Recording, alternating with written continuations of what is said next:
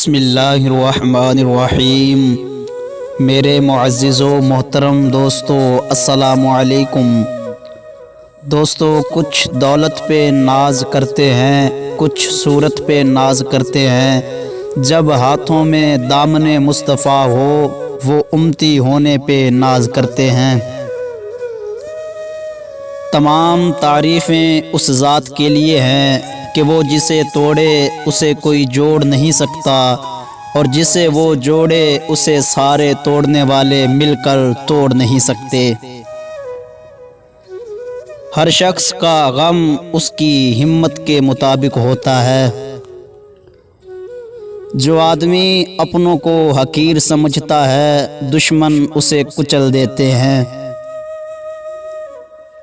خلوص اور عزت بہت مہنگے تحفے ہیں، اس لیے ہر کسی سے ان کی امید نہ رکھو، کیونکہ بہت کم لوگ دل کے امیر ہوتے ہیں۔ لوگوں کے غلام مت بنو جب اللہ نے تمہیں آزاد پیدا کیا ہے۔ دوست وہ ہے جو ظلم اور زیادتی کرنے سے منع کرے اور احسان اور نیکی کرنے پر معین و مددگار ہو۔